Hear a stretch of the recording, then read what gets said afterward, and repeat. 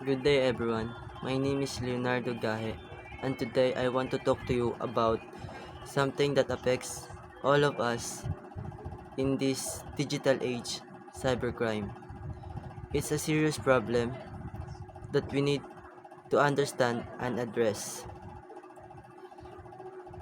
Cybercrime is when criminals use computers, networks, or the internet to do illegal things. They can hack our accounts, steal our identities, or even bully others online. It's a big issue because it can happen to anyone, anywhere, and anytime. The consequences of cybercrime can be really bad. People can lose money, their personal information can be stolen, and their reputation can be ruined. It's not just an individuals who are affected, but also businesses and even countries.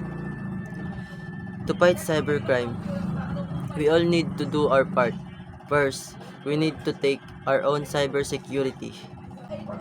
That means using strong passwords, keeping our software up to date, and being careful about what we share online. We also need to learn about the risk and how to protect ourselves.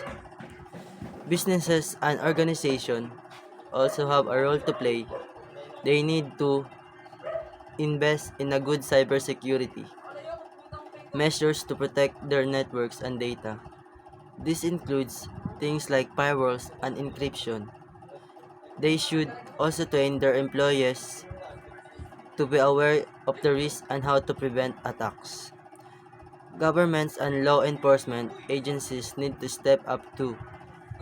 They should work together to make strong law against cybercrime and share information across borders. By doing this, they can catch the criminals and bring them to justice. Overall, cybercrime is a serious problem that affects us all.